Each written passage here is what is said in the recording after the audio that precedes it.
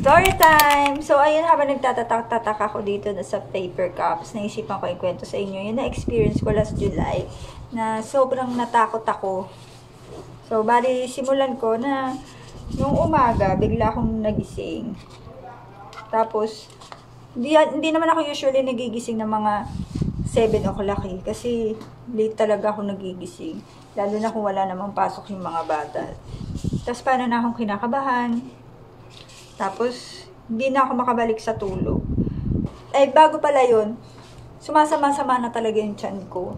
Hindi maayos. Mula nung isang araw pa, pati yung nung kahapon noon, that day.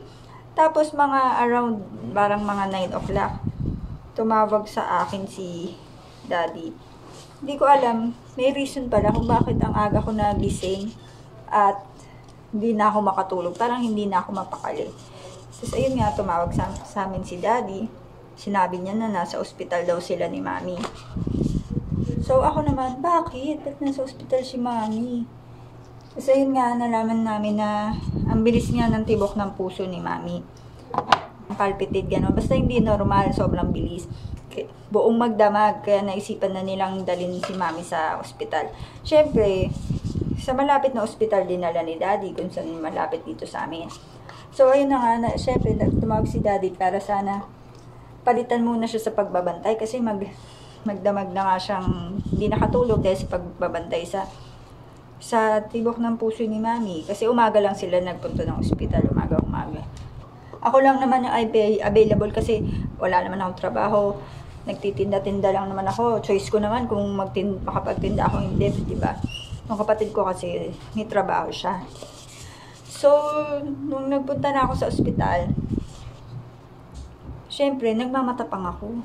Kasi ayoko talaga nagpupunta ng ospital. Ayoko talaga na nakakakita ng mga, basta, yung mga sakit-sakit, ganun. So, yun, nagpunta na ako sa ospital. Sabi ni Daddy, yun nga, ako muna magbantay kay Mami. Hindi dahil sa magpapahinga siya, kundi may pupuntahan kasi siya. May kailangan siyang puntahan. Tapos, sabi ni Daddy, antabayanan lang daw yung pagtawag-tawag kasi madalas nga daw tinatawag kasi may inuutos, may ipapabili. Actually, yung itsura lang namin dun is nasa labas lang kami ng ospital, parang nasa gilid. Parang yun nata yung parang emergency room nila. Nasa labas lang talaga, tapos may mga kama-kama. Na-expose ka gan. Nung nakita ko si Mami, syempre tapang epek ako. Syempre hindi ako nagpakita na parang nag-aalala or what. Pero deep inside, nag-aalala na ako. No? Kasi ngayon ko lang siya nakita na merong mga parang nakalagay-lagay para pag-monitor na kung gaano kabilis yung ano niya. Tapos, although nasa labas kami, presko naman kasi nasakto kami dun sa pinakadulo kami. Tapos, may mga nakatapat na electric fan. Tapos, habang naghihintay ako, ayun nga, tama yung sinabi ni Daddy, nakakapagod kasi mayat maya ka tatawagin para utusan. Mayat maya tatawagin yung apelido, may ipapabili na kailangan para sa gamot ni Mami o kaya yung lalagyan ng whippy, ganun para i-test. Tapos ayun nga, syempre sinamahan ko lang si Mami doon. Pero ang hilab-hilab na ng tiyan ko that time din, dahil nga nagluloko yung tiyan ko. Inhale, exhale yun, ganun. Inhale, exhale ako na inhale, exhale. Kasi syempre, ayoko naman iwan mag-isa doon si Mami. Kasi nga wala pa si Daddy. Kasi sabi niya, babalikan naman ako ni Daddy. Kasi siya naman talaga yung magbabantay.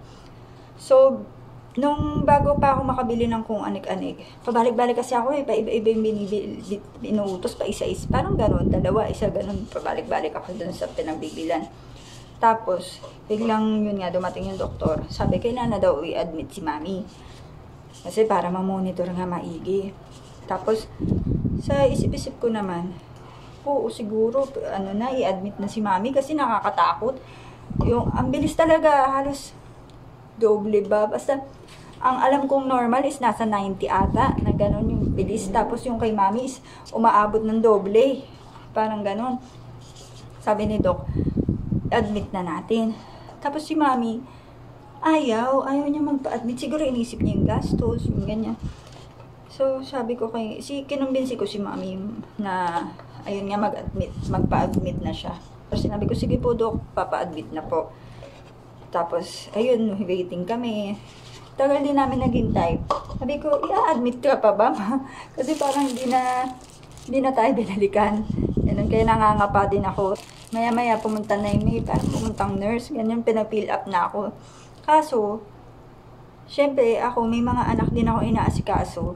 Tapos, may tindahan pa ako. Bala ko pang magtinda nung hapon. Hapon kasi umaga ngayon. Biglang sabi sa akin na, ilang hours na rin yung nakalipas nito. Siguro mga 3 hours na rin nakalipas na nandun ako. Tsaka ko lang nalaman, tsaka lang sinabi na, kailangan magpa-swab test kami ni Mami. Tapos once na i-admit, bawal akong lumabas. Bawal na rin akong lumabas. Nandun lang talaga kami sa room. Yun ang sabi. Sabi ko, naku, paano to? Pag in-admit si Mami, hindi na makakalabas hanggat kung kailan siya pwede ipauwi. Tapos, ang dami na atang nilagay na gamot o ganun. Pero wala pa rin, hindi pa rin nagbaback to normal yung tibok ng puso ni Mami. Siyempre ako kinakabahan na ako. Siyempre, paano kung mapagod yung puso ni Mami? Paano kung bigla na lang, alam mo yun? Siyempre, ang daming negative na pumapasok sa isip mo. Si Daddy senior na, kaya hindi siya pwede. Kaya tinawagan ko sila. Sabi ko, Daddy, hindi pwede ganun. Hindi ka daw pwede magbantay. So, ako talagang pwede lang magbantay. Siyempre, lalo na yung kapatid ko, may trabaho naman. Tapos, may baby pa. Yung mga anak ko, may malalaki na naman. Kaya ako ang magbabantay. Handa na akong pupunta sa bahay ni Kuya Char. Handa na akong matagalan sa ospital. Sabi ko, tapos pinag-usapan namin na ilagay na lang siya sa private room. Yung tipong, mag-isa lang siya sa isang room para at least komportable. Tsaka mas panatag yung ano namin na makakatabi ng may sakit or something. Kasi syempre, alalahanin mo din na baka mahawa pa. Hindi naman sa ano, diba? Maiisip mo din yun. Syempre, gusto mo komportable din si Mami. Sabi ko, sige, okay lang ako. As long na may okay na CR. Kasi nga, yun nga, naglolo ko nga yung tiyan ko. Mayat may ako sa CR. Pero sobrang tinitiis ko lang that time. Pinagpapawisan na ako ng malamig. Inhale, exhale. Siguro, hindi na rin hinahayaan ni Lord na hindi ko makayanan yung na bigla na lang, diba? Lumabas yun.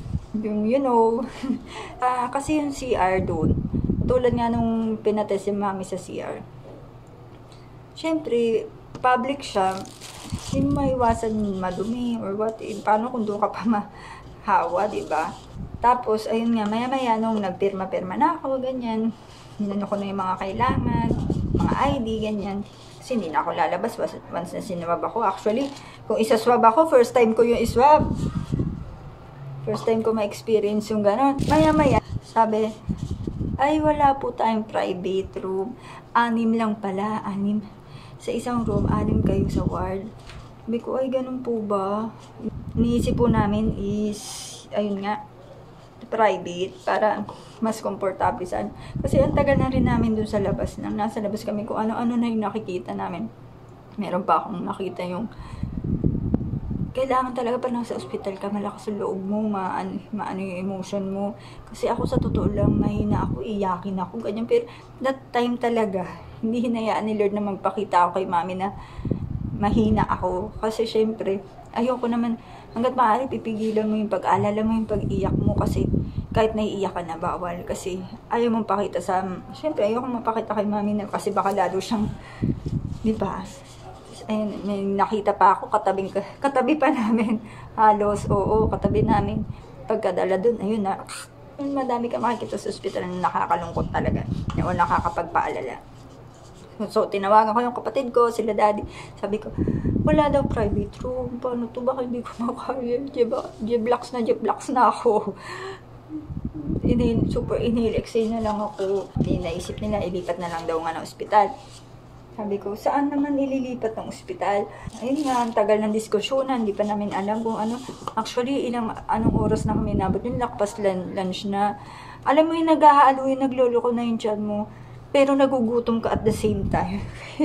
Sobrang mix, na rin yung nararamdaman ko dahil nga, hindi ko na, alam ko mapipigilan ko pa, kaso kailangan pigilan, pero nagugutom ka rin. Alam mo, hindi mo naman maiwan si Mami dahil wala magbabantay dahil kahit nagugutom ka na, ayaw mong umalis para bumalik. Buti na lang may nagpadala ng pagkain yung pinsan ko, nagpadala siya. Kaso di ka rin makakain na maayos kasi wala naman lamesa, tapos expose ka nga.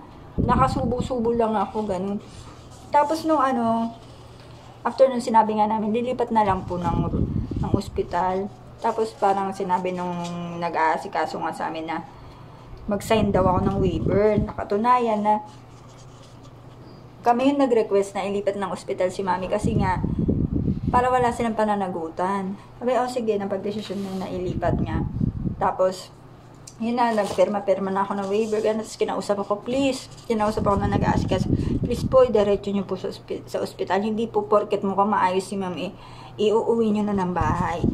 Magpunta na po kayo sa agad, diretso sa kung saan po ililipat na ospital. So, naisip namin, ayun, medyo mas malapit lang din. Sa private hospital, gano'n. Naisipin namin doon dalhin. Saan ba dadalhin? Ganyan, saan nililipat? Doon daw sa private hospital na yon. Hindi, ayun, punta na kami. So, bago pala yun, ang dami na palang tines kay mami doon na x-ray, yung wiwi nga, ang dami ng tines. Tapos, pagka nun, ayun na, binigay naman sa amin yung mga result ng mga lab niya, ganyan, para ma-endorse doon sa susunod na hospital. Grabe yung dibdib niya kasi talaga. Makikita mo talaga, ganun talaga. Kaya natatakot ako kasi syempre, paano kung mapagod yung puso niya, diba? Kasi sobrang bilis talaga, tapos kitang-kita mo talaga. Ayun, nandun na kami sa next hospital. Pagkarating namin na pagkarating dun, wow, pinasok kami agad sa ospital, tapos talagang, sobrang asikaso talaga sila agad. Tapos pagkarating namin, agad, tapos, yung parang may pinasulat, pinakita namin yung mga natawag doon, mga papeles, yun nga, mga lab result, ganyan. Tapos kinausap ako, ma'am, para lang po ma-inform kayo agad about sa financial kasi medyo may kalakihan po. Kasi dito po sa case ni mami, kailangan po i-ICU. Sabi ko, ICU? Pero doon naman, sa isip ko, doon naman po kasi, hindi, sa hospital, hindi naman sinabi ICU, nandun nga lang kami sa labas eh. Tapos, lang kami sa ward na animan, di ba? Sabi, kailangan po talaga ICU. Tsaka po, inform ko lang din po na sa, pwede pong, yun nga, sa ICU, pwede po umabot ng 70,000. Bukod pa po dun yung every day, paano ng bayad. Tapos po yung mga laboratory, meron po tayong mga uulitin. Baka nagre-reach po siya ng 10,000 to 20,000. What?